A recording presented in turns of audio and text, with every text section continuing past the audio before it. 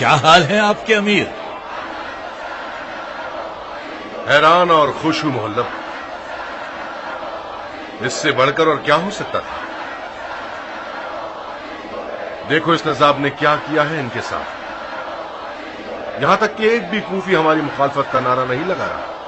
یہ کوفیوں کی خاصیت ہے، آپ نے سنا نہیں کوفی وفادار نہیں ہوتا؟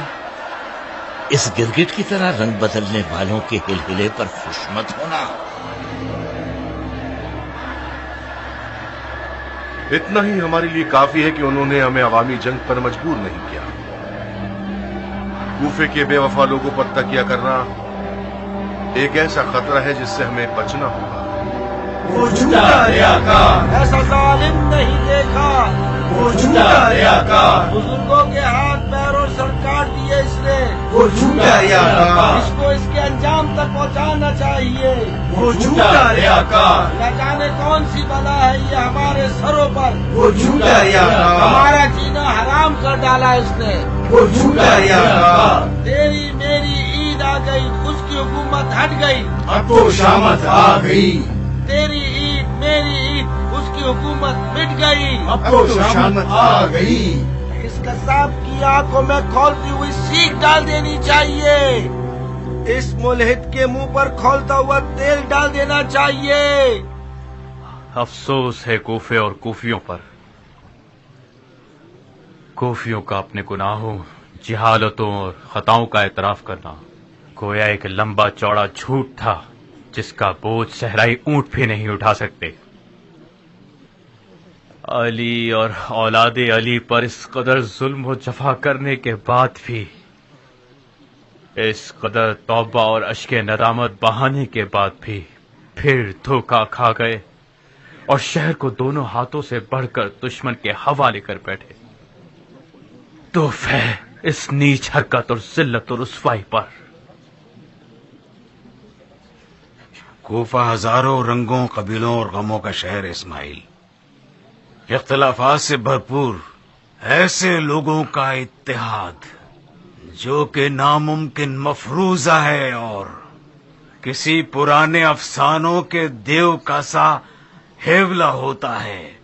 جب وہ دوستی کر رہا ہوتا ہے وہ دشمن ہوتا ہے، اور جب وہ میدان میں آتا ہے اس کا مقصد میدان کو خالی کرنا ہوتا ہے۔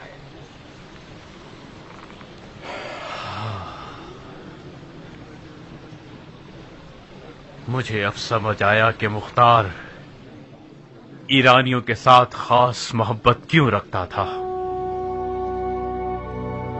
ان سخت دنوں سے لڑنے والے ایرانی ہی تھے جو کہ مرحوم بن شمیت کی غفلت سے ٹکڑے ٹکڑے ہو گئے۔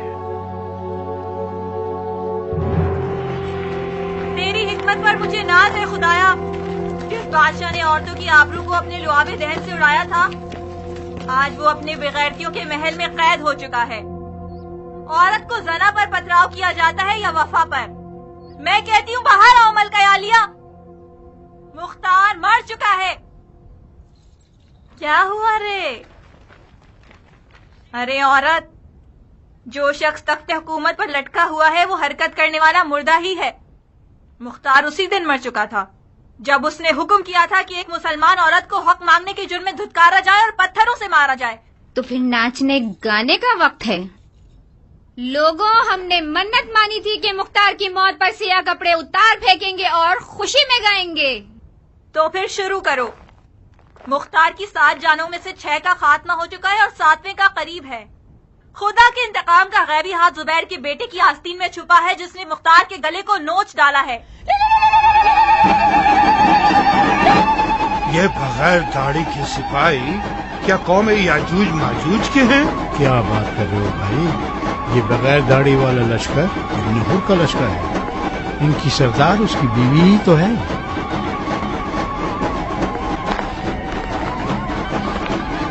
پناہ خدا،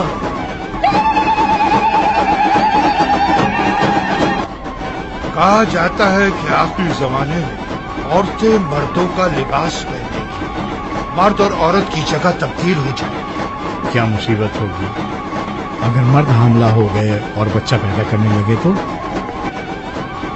اس کا خیال بھی رونگٹے کھڑے کر دیتا ہے۔ یا محمد، آپ ہی اپنی اس امت کی حالت پر نظر کرم کیجیے، ذرا دیکھیے مسلمان عورتوں پہ کیا وقت آ گیا ہے۔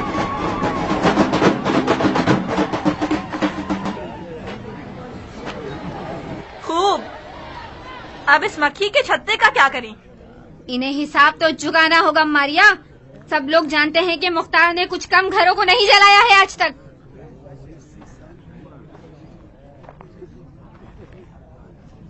سن رہی ہو ام ثابت؟ باہر آؤ ڈرپوک عورت!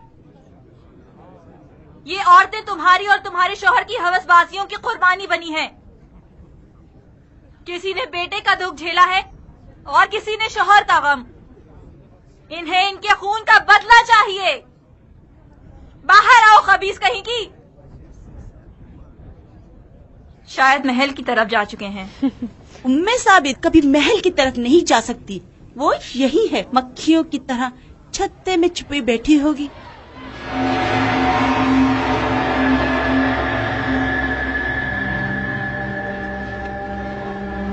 آگ لگا کر مکھی کو اس کے چھتے سے باہر نکال سکتے ہیں۔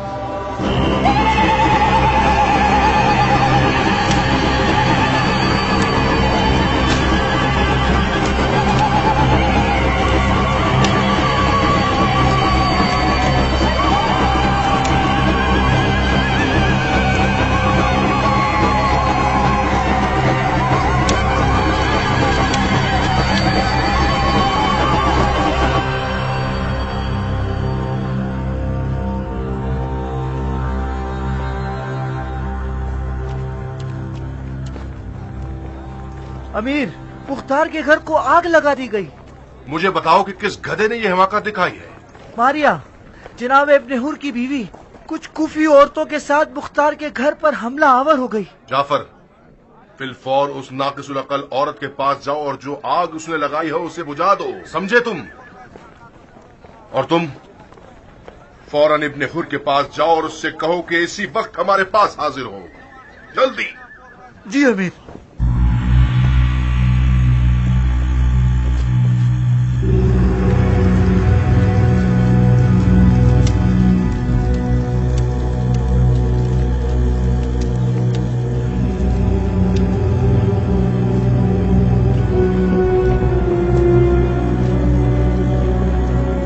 کر رہی ہو بے وقوف عورت؟ یہ کون سا منمانی اور خود سری دکھانے کا طریقہ ہے؟ اس آگ کو بجھاؤ جلدی۔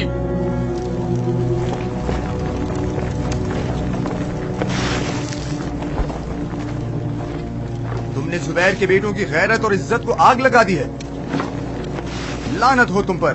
اگر مجھے خدا کا خوف نہ ہوتا تو تمہیں اس کی زبردست سزا دیتا۔ میں نے اس آشیانے کو جلایا ہے جس کی مکھیوں کے ڈنگ سے ہم سب کو ایزا پہنچی ہے۔ یہ آشیانہ خالی ہے عورت، اس کی مکھیاں قصر کوفہ میں مقیم ہیں۔ تمہارے اور مختار کی بیوی کے تمام جھگڑوں کا بدلہ کیا ہماری حکومت کو چکانا ہوگا؟ ہاں، میں نے سن رکھا تھا کہ زبیر کے بیٹے بخیل ہیں اور بدلوں کو چکانے والے نہیں ہیں۔ دفع ہو جا ناقص العقل۔ اگر اب میں نے سنا کہ تم نے یہ غلطی دہرائی ہے تو تمہاری جان لے لوں گا۔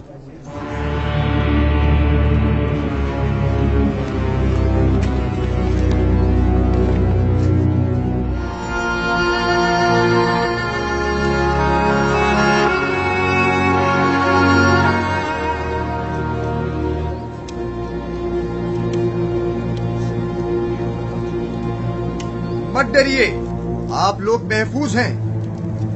یہ عمل قبی ایک بدکار عورت کی حرکت ہے، اس کا زبیر کے بیٹوں سے کوئی تعلق نہیں ہے۔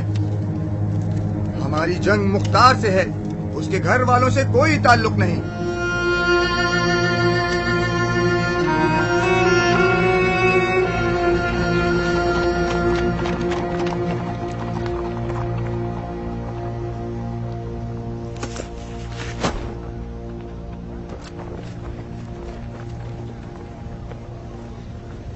مجھے تو لگتا تھا کہ تمہاری بیوی کوئی سمجھدار اور عقل مند خاتون ہوگی، مگر اس نے اپنے گرے ہوئے عمل سے یہ ثابت کر دیا ہے کہ وہ صرف ایک سرپری اور حاسدہ عورت ہے۔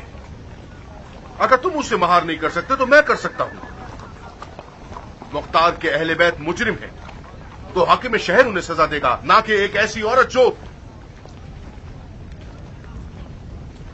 لعنت ہے شیطان پر۔ اس میں کوئی شک نہیں کہ میری بیوی نے ایک گری ہوئی حرکت کی ہے، مگر اتنا تو حق دیجیے کہ وہ انتقام کی پیاسی ہو۔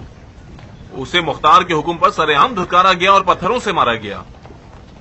یہ کون سی منطق ہے بندہ خدا؟ کیسا انتقام؟ اب یہی رہ گیا ہے کہ ہم سے ہر فرد اپنے اپنے ذاتی انتقام کے چکر میں ہنگام آرائی کریں اور جلاؤ گھراؤ کرتے پھریں۔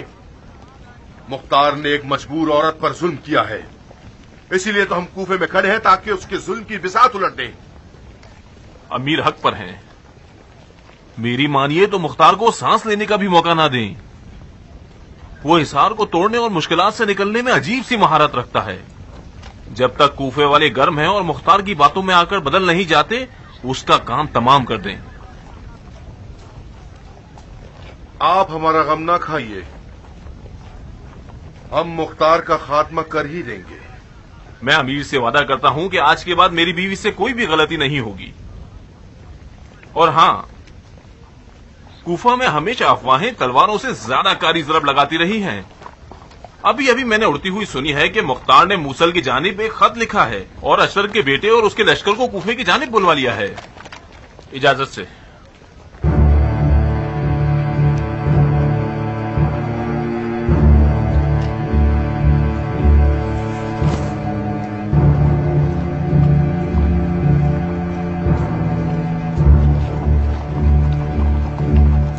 کیا سوچ رہے ہو معلم؟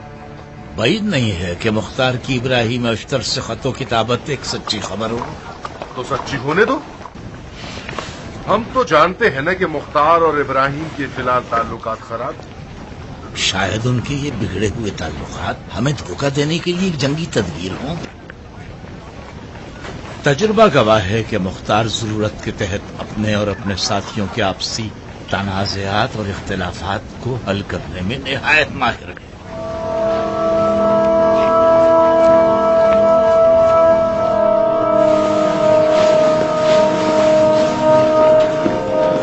اجازت چاہتا ہوں امیر۔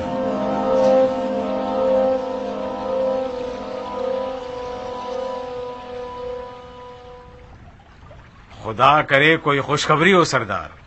کیا ابراہیم اور جدلی کی کوئی خبر آئی ہے؟ کوئی بری خبر ہے کیا صاحب؟ بری خبر کو دل سے سنا جائے تو وہ تلخ نہیں کہلاتی۔ بتاؤ تو صحیح۔ جتنے بھی لوگ اس چھت کے نیچے موجود ہیں گویا وہ ہر طرح کی خبر سننے کا حوصلہ رکھتے ہیں۔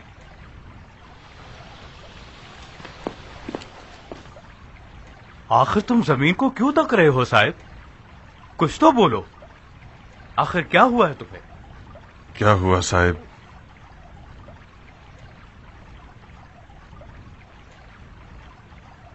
کیا بتاؤں امیر؟ بہتر سمجھتا ہوں کہ یہ خبر صرف آپ ہی سنیں۔ ہمارے بیچ کوئی غیر نہیں ہے، اپنی خبر سناؤ۔ میں شرمندہ ہوں امیر۔ کاش میں بھی بن کامل اور کیان کا ہم سفر ہو جاتا اور مجھے یہ دن دیکھنے نہ پڑتے۔ اطلاع ملی ہے کہ امیر کے گھر کو جلا دیا گیا ہے، لیکن گھر والوں کو کوئی نقصان نہیں ہوا۔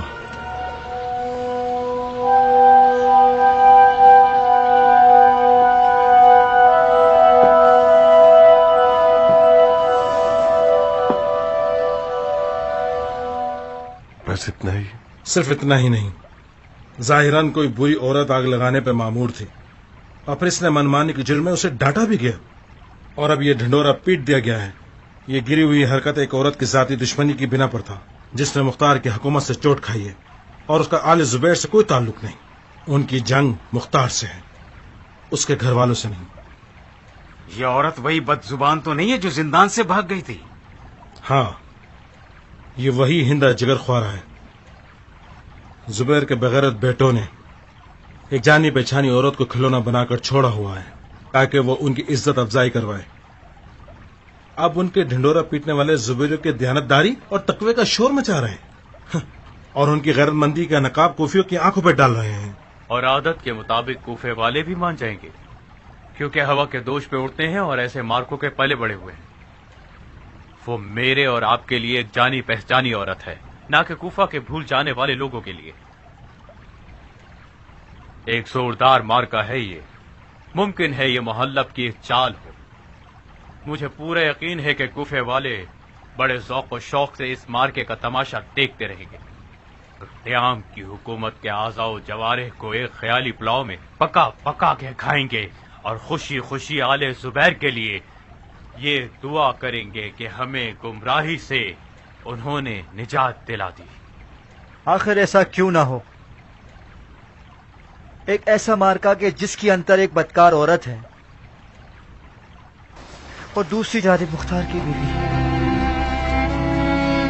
جب مختار کی بیوی اس کو نہ مانے تو کوفیوں سے کیا توقع ہوگی؟ کاش میری ماں یہ سمجھ لیتی کہ وہ کیسی غلطی کر رہی ہے۔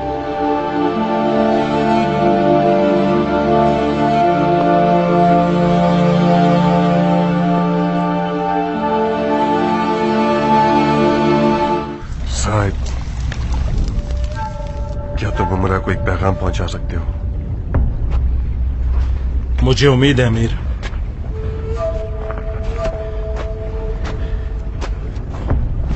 عمرہ سے کہو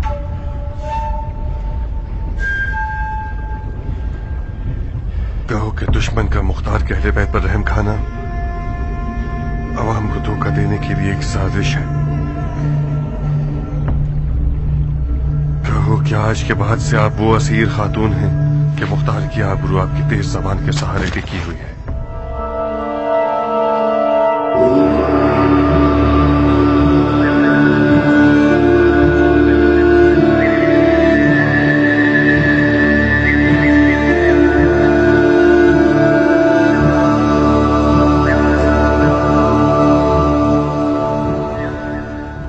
کہاں جا رہی ہو بہن؟ اس گھر کے مکینوں سے ملنے جا رہی ہوں۔ آپ مذاق کر رہی ہیں؟ شرم کرو بدتمیز، میرے تو جیسے سے کیسا مذاق ہے؟ ہٹو یہاں سے۔ کیا ہم یہاں کوئی ستون یا دیوار ہیں جو بلا جھجک منہ اٹھائے چلی جا رہی ہو؟ کون ہو تم؟ جن ہوں، مختار کے اہل بیت کو چرا کے لے جانے کے لیے آئی ہوں۔ دن دہاڑے لوگوں کا راستہ روک کر ایسے الٹے سیدھے سوالات کر رہے ہو۔ شرمگیزی مت کرو عورت، میں نے پوچھا کون ہو تم؟ اس خاتون کے رشتہ دار ہوں جسے اس کے گھر میں قید کر دیا ہے۔ اس گھر کے مکینوں سے ملاقات منع ہے۔ آخر کیوں؟ کیوں کا جواب ہمارے حاکموں کے پاس ہے، ہم صرف یہاں نگراں ہیں۔ تو پھر تم لوگ یہ کیا ڈھنڈورا پیٹتے پھر رہے ہو کہ مختار کے اہل بیت محفوظ اور محترم رکھے جائیں گے؟ یہ جھوٹ کیوں اڑاتے پھرتے ہو تم لوگ؟ کیا یہی زبیر کے بیٹوں کا اسلام ہے؟ زبیر یقیناً کسی عورت کو جوش دلا کے بھیجا گیا ہے تاکہ اپنے بیٹے اور شوہر کے بدلے کے لیے آئے اور ہمیں تکلیف پہنچائے۔ غلط کر رہے ہیں۔ یہ کیا تماشا ہے کہ جس کا دل چاہے منہ اٹھائے چلائے اور ہماری توہین کر کے چلا جائے؟ اگر آل زبیر اپنی بات کو پورا نہیں کر سکتے تو ہم اپنا دفاع کرنے کا طریقہ جانتے ہیں۔ عمرہ، معاملے کو مزید نہ بگاڑو۔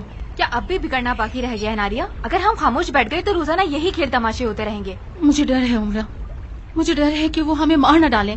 اس جہنم سے تو موت ہی اچھی ہے۔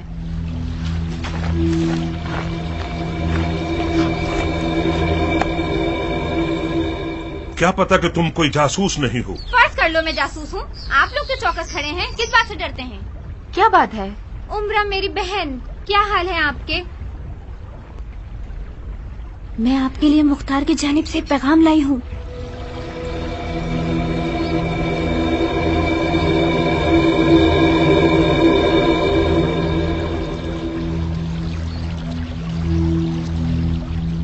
معاف کیجیے گا بانو، مجھے مجبوراً اس عورت کو قانون کی خلاف ورزی، جاسوسی اور آل زبیر کی توہین کے جرم میں قید کرنا ہوگا۔ آؤ مجھے قید کر لو، میرے ہاتھ پیر باندھ دو، میری زبان جلا دو، میرا منہ سی دو۔ تم جیسے غاصبوں سے کچھ بعید نہیں کہ لوگوں کو احوال پرسی کے جرم میں قید کر لو۔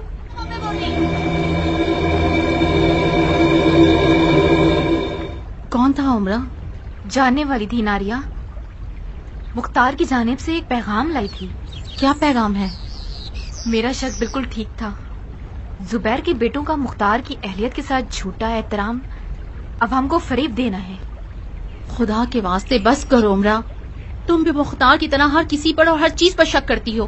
انہوں نے ہمیں امان دی ہے، اب تم کچھ ایسا کر گزرو کہ وہ اپنے کیے پہ پچھتائے۔ ناریہ، زبیر کے بیٹوں کی بات پہ بھروسہ کرنا بہت بڑی غلطی ہوگی. وہ لوگ ہمیں امان دینے کے ذریعے اپنے آپ کو کوفے کے لوگوں کی نظروں میں عزت دار بنانا چاہتے ہیں. عمرہ، مصعب نے چاہے کسی بھی نیت سے ہمیں امان دی ہے، پر اب وہ مجبور ہے، بشرط یہ کہ ہم اس کے دم پر پاؤں نہ رکھیں. تمہاری بچی ہورا کو ماں کی ضرورت ہے پگلی.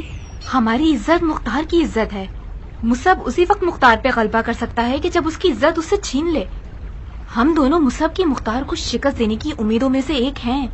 اگر ہم خاموش ہو جائیں تو مختار میدان کا ہارنے والا فرد ہوگا. جب تک تم مختار کے سر کو نیزے پر نہیں دیکھ لیتی کبھی نہیں مانو گی کہ وہ ہار گیا ہے. کیا بکواس کر رہی ہو ناریہ؟ اگر ہم دونوں مختار کو نہ بیچیں تو مختار مصعب کی ناک زمین پر رگڑ دے گا.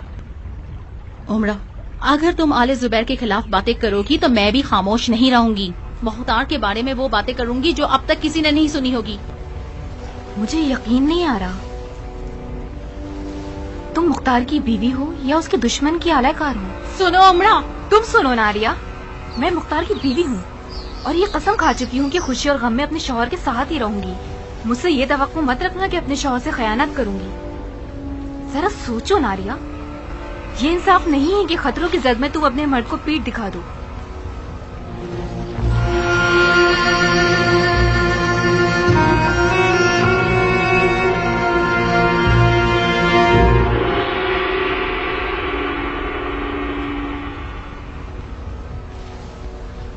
تشریف رکھیے امیر، لوگ آپ کے منتظر ہیں.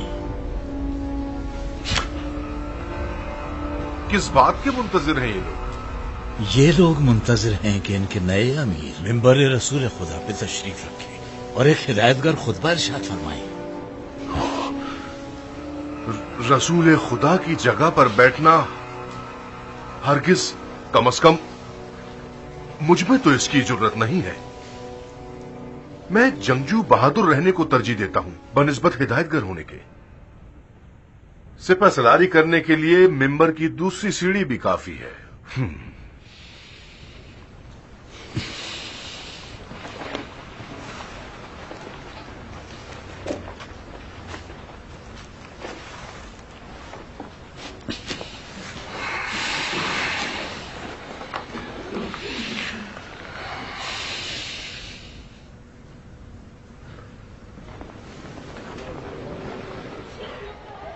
اے لوگوں، نہایت ہوش و آواز کے ساتھ سنیے، پرکھیے اور سوچیے. ہمارے نئے امیر نے ایک غلط سنت کو پیٹ دکھائی اور ایک نئی بدعت ایجاد کر دی جو مشعل راہ ہے. آپ لوگوں کو یاد ہوگا کہ پچھلے عمرہ بڑے مزے سے رسول اللہ کی جگہ پر ٹیک لگا کر بیٹھ جایا کرتے تھے اور ان کی سنت پر چلنے کا دعویٰ کیا کرتے تھے. جناب مصعب ابن زبیر ابن عوام، رسول اللہ کے ایک بڑے صحابی کے فرزند، نہایت خشوع و خضوع کے ساتھ اقرار کر رہے ہیں کہ ان میں رسول اللہ کی جگہ پر بیٹھنے کی جرت نہیں ہے. میں یہ مان گیا کہ یہ صحابی زادہ اہل عمل ہے، اہل سخن نہیں، راست گو ہے، جھوٹا نہیں، خدا ترس ہے نہ کہ فرشتہ شیطان. اندھا کیا چاہے، بس 2 آنکھیں.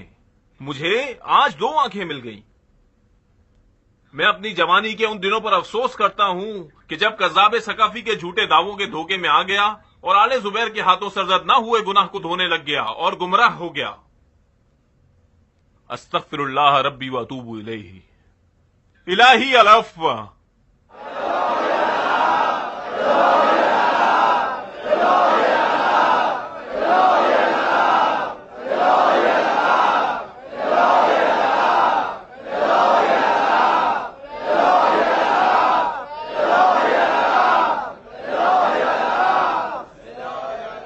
بسم اللہ الرحمن الرحیم. میں مصعب ابن زبیر ابن عوام دین مبین کی خدمت میں ایک ادنا سپاہی ہوں. بلا مبالغہ عرض کرتا ہوں، نہ میں کوئی شعلہ بیاں خطیب ہوں اور نہ ہی لفاظیوں اور جملے بازیوں سے اپنا اور آپ کا انتہائی قیمتی وقت ضائع کروں. جناب ابن حر نے اپنے پر اثر کلام کے ذریعے ہمارے کاندھوں کا بوجھ ہلکا کر دیا. عراق عرب زخمی ہے، بے شمار جنگوں کے باعث خون کے آنسو رو رہا ہے. یہ یتیموں، بیواؤں اور بیماروں کا ڈھیر ان تباہیوں کی نشانی ہے جو اقتدار کے پیاسوں نے پیدا کی ہے. میں اس مصیبت کے بانیوں کو ہٹانے اور آپ کے ویرانوں کو آباد کرنے اور آپ کے دلوں کو خوش کرنے کے لیے آیا ہوں. خدا بھی انہی لوگوں کا حامی ہوتا ہے جن کی نیت امت کی خیر خواہی ہوتی ہے. اس وقت کوفہ ہماری فوجوں کے قبضے میں ہے.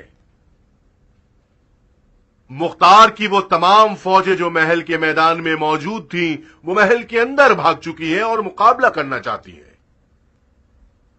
ہم منجنیق سے اس محل کو اس کا قبرستان بنا سکتے ہیں،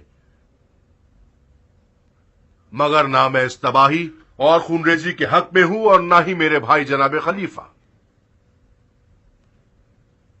ہم محل کا محاصرہ کر کے مختار اور اس کے ساتھیوں کو یہ مہلت دے رہے ہیں کہ وہ توبہ کر لیں اور تسلیم ہو جائیں اور خلیفہ کی بیعت کر لیں. اسود. جی امیر. سفید جھنڈا لے کر محل میں جاؤ اور میرا پیغام مختار کو پہنچا دو. جو حکم امیر. ابن حر، جعفر، تم دونوں اپنی فوجوں کے ساتھ محل کے میدان میں کھڑے ہو کر محل کے تمام تر داخلی راستوں کو بند کر دو.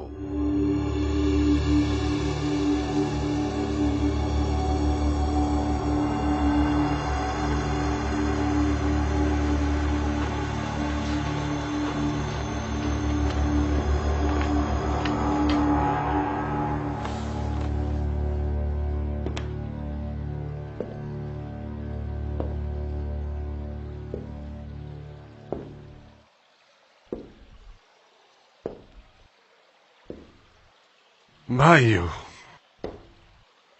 آپ نے سنا کہ دشمن ہمیں توبہ کرنے اور تسلیم ہو جانے کو کہہ رہا ہے، اور وہ بھی بیعت کی شرط پر. ہمیں امان دے رہا ہے. توبہ یعنی گناہ سے منہ موڑ لینا. تو ہمیں یہ مان لینا ہوگا کہ ہمارا قیام گناہ تھا، اور تسلیم یعنی پرخلوص سجدہ حق کی بارگاہ میں، خدا کی بارگاہ میں. مذہب، حق، خدا.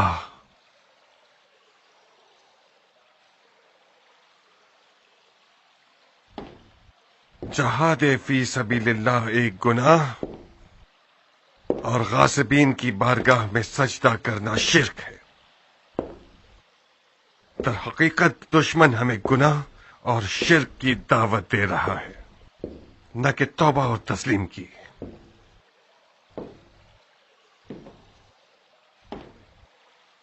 میں اپنی رائے پیش کرتا ہوں.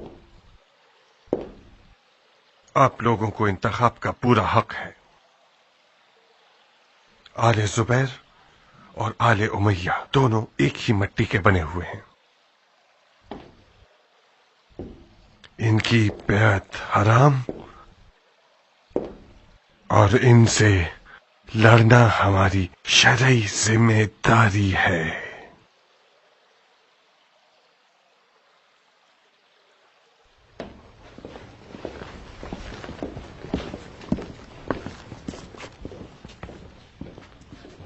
کیا تم نے سنا نہیں اسود؟ جی ہاں، میں نے سن لیا. تو پھر کس بات کے منتظر ہو؟ جاؤ. یقیناً آپ جانتے ہیں کہ خودکشی گناہ ہے.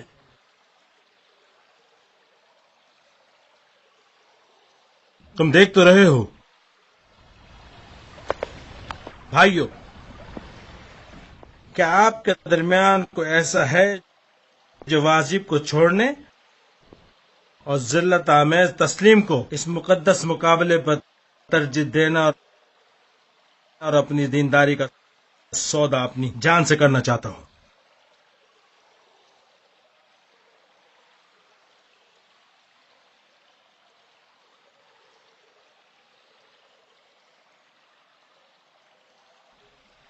صاحب، مصعب نے بھیجا اس بیچارے کو چقندر خریدنے، اور آپ لوگوں نے اسے لال و یاقوت و زمرد کی تھالی پکڑا دی. ظاہر ہے اس کے دیدے حیرت کے مارے باہر آ جائیں گے اور آنکھیں پھٹی کی پھٹی رہ جائیں گی. کوئی ایسی بات کرو جو سمجھ سکے. آپ لوگوں کا کام ایک طرح کی خودکشی ہے.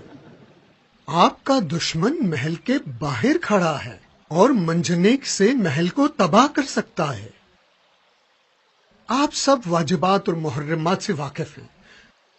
یقیناً آپ جانتے ہیں کہ خودکشی ایک گناہ ہے.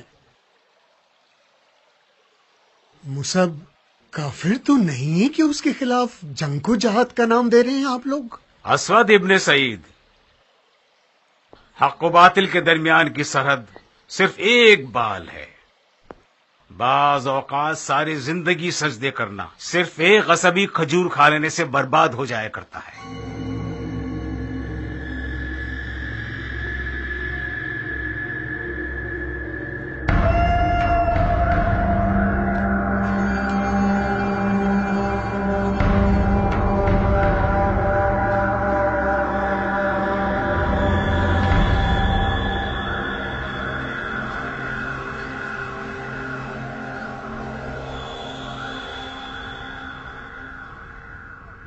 قیس،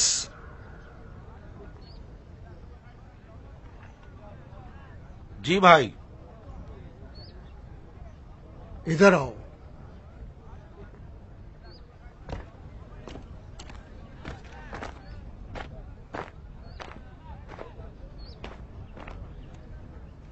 جب تک مہلت ہے توبہ کر لو قیس. میں وعدہ کرتا ہوں کہ تمہارے لیے ایک معتبر امان نامہ لے لوں گا. کس بات کی توبہ کروں بھائی؟ اس گناہ کی جس کے تم مرتکب ہو گئے ہو.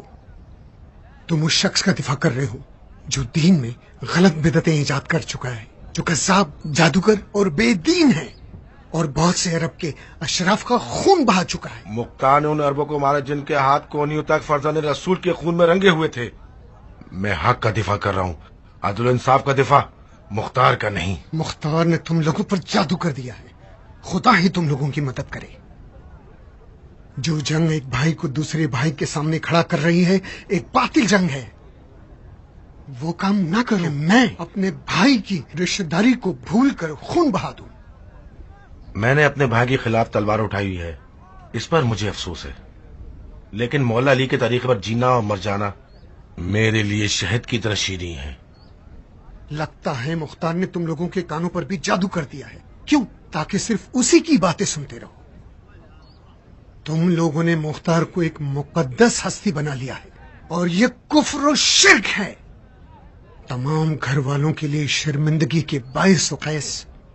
بروز قیامت میری شفاعت کی امید مت رکھنا. میری آرزو ہے کہ مجھے میرے مولا حسین کی شفاعت نصیب ہو.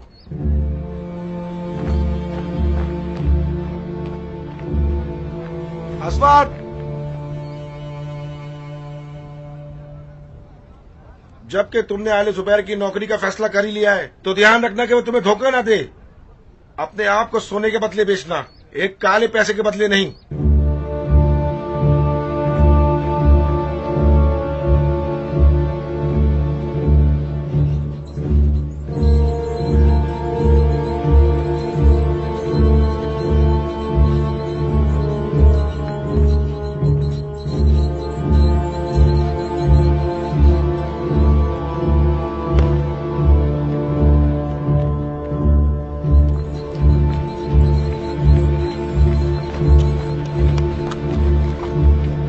جس لٹکے ہوئے منہ کے ساتھ تم لوٹ رہے ہو اس سے صاف واضح ہے کہ مختار نے تمہیں خوب ڈرایا ہے. کیا ہوا اسود؟ اپنے پیارے بھائی سے ملاقات کی تم نے؟ وہ ہم سے ملنا نہیں چاہتا کیا؟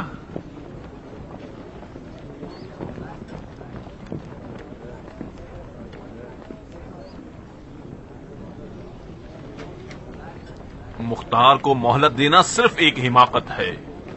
اے ابن حر، میرا بھائی مصعب بخوبی جانتا ہے کہ اسے مختار سے کیسے پنجہ آزمائی کرنی ہے. یہ پیغام وغیرہ صرف اور صرف عوام کو دھوکہ دینے کے لیے ہے. ہمیں مجبوراً اسی طریقے سے ہی چلنا ہوگا. ہم زور زبردستی کے انداز سے اپنی حکومت کو برا تو نہیں بنانا چاہتے نا؟ جی ہاں، مگر ابھی تک تو کچھ بھی نہیں ہوا. سب کچھ ہو جائے گا اگر حوصلے سے کام لو تو سب کچھ ہو جائے گا.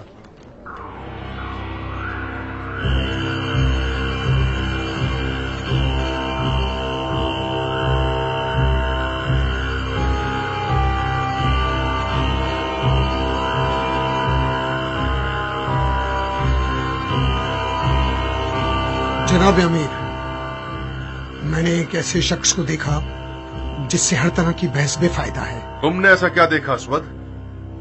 ऐसे शख्स को देखा जो फातिहीन की तरह रजस ख्वानी कर रहा था और बिल्कुल नबियों की तरह बात कर रहा था। हमारे सफीर को तो देखो, कहीं मुख्तार ने तुम पर भी तो कोई अपना जादू नहीं कर दिया? खुल के बोलो, पैगाम पहुंचा दिया? जी अमीर। ठीक है, क्या जवाब मिला तुम्हें?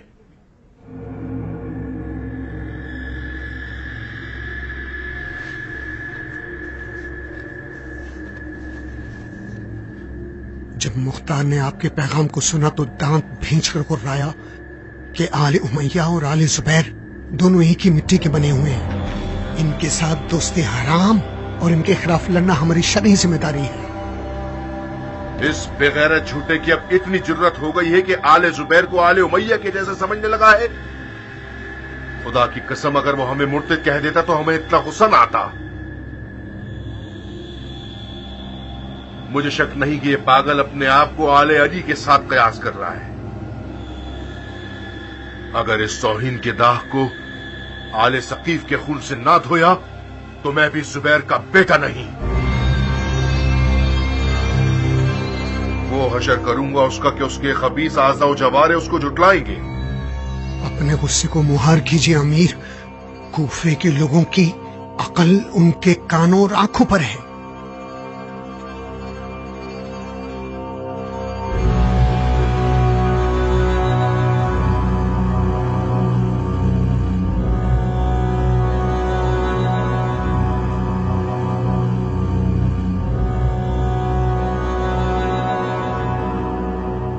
बजाय आंखों को छोटा करने, होठों को गोल करने और अपने 3 मन के शरीर को हिलाने के अपनी 2 छटाक की जबान हिलाओ।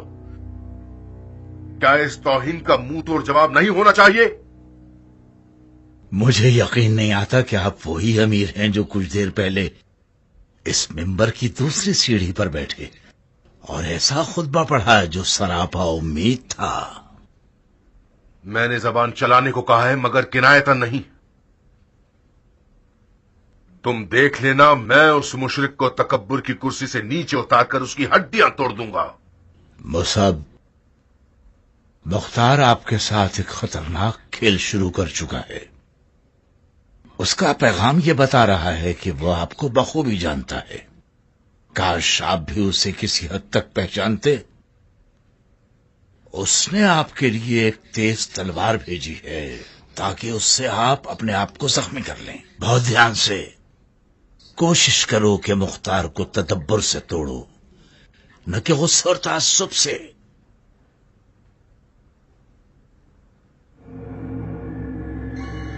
अस्वद, फौरन जाफर के पास जाओ और कहो महल को जाने वाला पानी चारों तरफ से बंद कर दिया जाए। जी अमीर।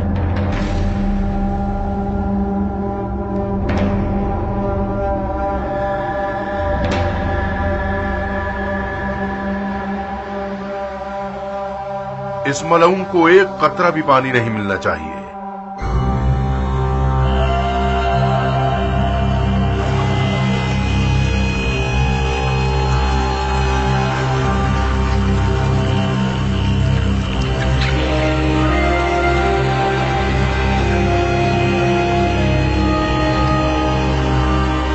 अब ये एक नई मुसीबत। ये लोगों ने पानी क्यों बंद कर दिया? सूफियों ने मौला हुसैन पर पानी बंद किया था और इन जुबैरियों ने उनके इंतकाम लेने वालों से। मुझे मालूम था कि बनी जुबैर के पास गैरत की बू भी नहीं। जाहिरन हमें अपने मौला हुसैन की तरह जंग में प्यास का तजुर्बा करना होगा। ये खुदा का लुत्फ है कि वो लम्हा बलम्हा करबला की हकीकत से नजदीक कर रहा है। सब लोग मेरी और तुम्हारी तरह नहीं सोचते अब्दुर्रहमान। सिपाही अपने आप में हार चुके हैं। बेहतर होगा कि अबू इसहाक इन लोगों से बात करें। पिछले हिसार के तजुर्बे को मत भूलिए। अनकरीब इब्राहिम अश्तर और जद अली कोफे पहुंच जाएंगे। वाकई? क्या तुम्हें शक है इस्माइल? मुझे शक नहीं है साहिब। मुझे मुमकिन वादा करना ठीक नहीं लगता। साहिब, मुकाबला तवील है। जमा शुदा पानी हिस्सों में बांट दिया जाए। پانی کا بند ہونا مختار کے ہوش ٹھکانے لگا دے گا. خیالی پلاؤ ہے. مختار ہر چیز کی پہلے سے فکر کر کے بیٹھا ہوا ہوتا ہے. یقیناً اس نے 1 سال کا کھانا اور پانی جمع کر رکھا ہوگا. مختار نے تم لوگوں کے ساتھ آخر کیا کیا ہے جو تم لوگ اتنا مبالغہ کرتے رہتے ہو؟ کم و بیش 7,000 عرب و عجم افراد اس محل کے اندر موجود ہیں. یہ کیسے ہو سکتا ہے کہ اتنے بڑے لشکر کے 1 سال کا کھانا پینا محل کے اندر ذخیرہ کیا گیا ہو؟ مختار سختیوں پر غلبہ کرنے کا استاد ہے. وہ اس محاصرے کو طولانی کرنے کے ذریعے ہماری فوج کے جذبات کو مات دینا چاہتا ہے. مجھے یقین ہے کہ اس نے تمام دور اندیشیاں کی ہوئی ہوں گی. مختار کو مہلت دینا خود اپنے آپ کو ایک ہولناک زخم لگانا ہوگا. میں 100 اونٹوں کی شرط لگاتا ہوں کہ مختار 7 دن سے زیادہ مقابلہ نہیں کرے گا. بہتر ہے شرط نہ لگاؤ، کیونکہ یہ 100 اونٹ تم ابھی سے ہار گئے ہو. میں چاہتا ہوں کہ 100 اونٹ کی شرط ہار جاؤں. کیا تم شرط لگانے کے لیے تیار ہو؟ لگا لیتے ہیں.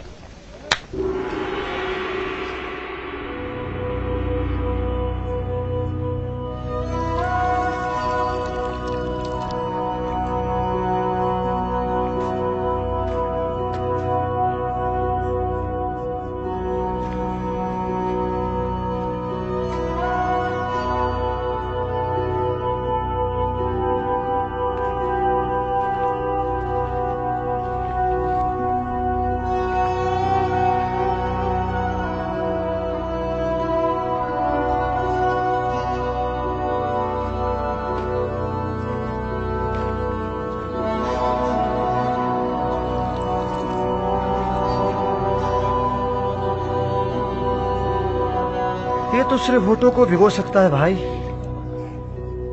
اس پانی سے نہانا نہیں ہے بہادر.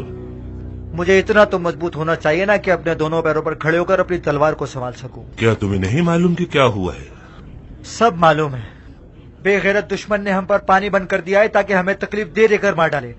اس تکلیف کے بجائے ہم لڑ کر پانی کیوں نہیں کھلوا لیتے؟ تم ہوش میں تو ہو؟ سر اٹھا کے ذرا دیکھو دروازے کے باہر کیا عالم ہے. ہم کس طرح سے تلواروں کے سمندر پر حملہ کر کے پانی کھلوا سکتے ہیں؟ میرے لیے تلواروں کے سمندر پر حملہ آور ہو کے فخری حالت میں مرنا اس محل میں گھٹ گھٹ کر زندہ درگور ہو جانے سے کہیں زیادہ بہتر ہے. آخر یہ کیسا مقابلہ ہے؟ کس معجزے کا انتظار کیا جا رہا ہے؟ مجھے کیا معلوم. یقیناً کوئی امید ضرور ہوگی، جبھی تو یہ لوگ مقابلہ کرنے پر ضد ہیں. کوئی امید نہیں ہے، کوئی نہیں. کوفے سے موصل تک کتنے دن کا فاصلہ ہے؟ کتنے دن کا؟ 1 مہینے سے اشتر کے بیٹے کے آنے کی باتیں کر رہے ہیں یہ لوگ. آخر کہاں ہے وہ؟ اس طرح کی باتوں سے اپنے جہاد کا اجر ضائع مت کرو.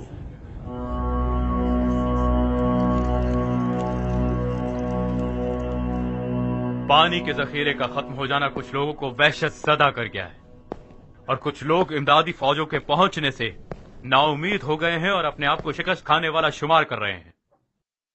ہماری فوجیں ان جذبات کے ساتھ زیادہ نہیں چل سکیں گی. پیاسا آدمی مقابلہ کر ہی نہیں سکتا. ممکن ہے کبھی بھی خود ہمارے خلاف ہنگامہ آرائی کر دے. یہ جو ذخیرہ آب ختم ہونے والا ہے یہ ایک ناقابل انکار حقیقت ہے. ابراہیم اشتر اور جدلی کا آنا بھی احتمالی ہے، حتمی نہیں ہے. امیر مختار نے انہیں کوفے کی طرف بلایا تو ہے، اب وہ لوگ پہنچیں یا نہ پہنچیں یہ خدا پر چھوڑیے، مگر مجھے پورا یقین ہے کہ جیت ہماری ہے. اس کا تجربہ میں نے مختار کی رکاب میں حاصل کیا. پچھلے حصار کے تجربے کو مت بھولیے. خدا کی قسم اس معاشرے میں جو مختار کے قریب ترین افراد میں سے تھا، مجھے بھی پتا نہ تھا کہ اس کا کیا ارادہ ہے. دیکھا آپ نے، صفحہ تقدیر پلٹ گیا. یہ توقع مت رکھیے گا کہ مختار اپنے جنگی نقشے اور تدبیریں سب کو بتا دے گا، اور یقین کر لیجئے کہ ہمارا طویل مقابلہ دشمن کے لیے نقصان دہ ہے.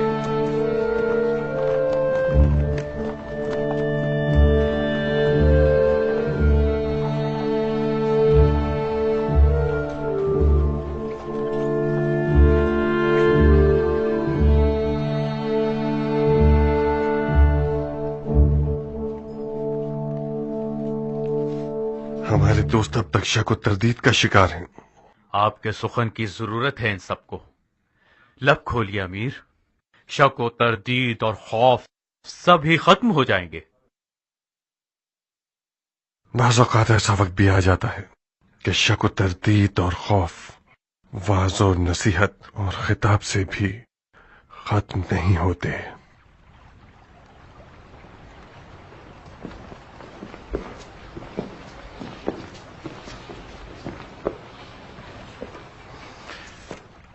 एक किस्सा सुनाता हूं आप लोगों को। लुत्फ से खाली नहीं है, शायद हिकमत से भी खाली ना हो। जब पहली बार मैंने मुसअब को खाने काबा में देखा था, मेरी नजरें उसकी नजरों से गोया बंध गईं। उसकी निगाहों की गहराई में रियासत की प्यास और मोहब्बत इस कदर थी कि गोया आग है। वो आग ही थी, उसके शोले उठ रहे थे, तो मैं बरहम होकर रह गया। मेरी फिक्र का तायर परवाज करने लगा और वो मुझे और मुसअब को काबा से कूफा ले आया। इसी जगह, इसी कस्र में।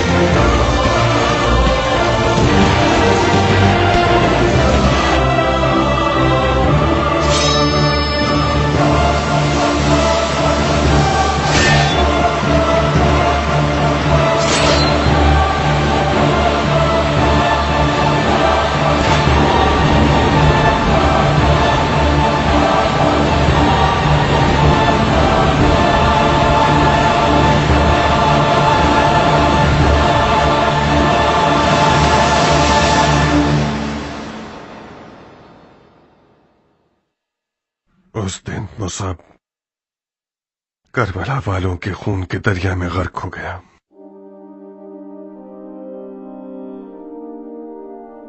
ये ख्वाब मेरे लिए एक नाकाबिल हल पहेली बनकर रह गया, क्योंकि मुझे ये मालूम था कि मुसअब करबला के वाक़े में शामिल नहीं था। तो फिर आखिर मुसअब क्यों? मगर जिस दिन उसने कातिलान इमाम हुसैन को पनाह दी और उनके साथ हमारे खिलाफ उठ खड़ा हुआ, उस दिन ख्वाब की ताबीर समझ गया। और खुदा की कसम जिसके कब्जा कुदरत में मेरी जान है, आज तक कातिलान इमाम हुसैन के बारे में मेरे तमाम ख्वाब पूरे हुए हैं। मुसअब का शोहदाए करबला के उबलते हुए खून में गर्क हो जाना मेरा आखिरी ख्वाब है।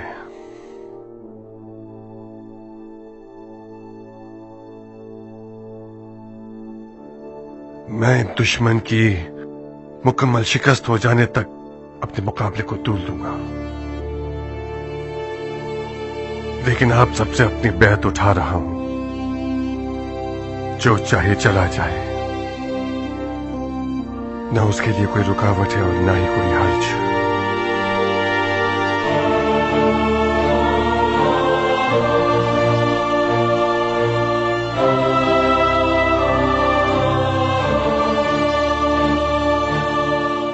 साहिब। जी अमीर। ज़ख़ीरा शुदा पानी खत्म होने को है। हमने काफी सारा शहद भी जमा किया था। कह दो कि सारा शहद खारे पानी के कुएं में डाल दिया जाए ताकि पानी मीठा हो जाए।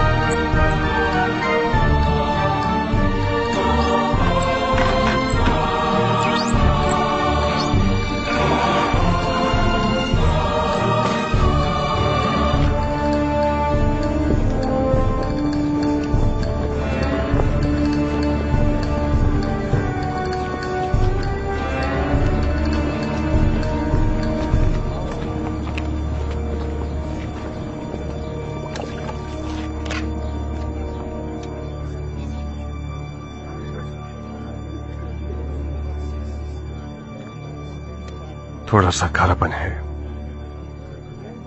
मगर अब पीने के काबिल है।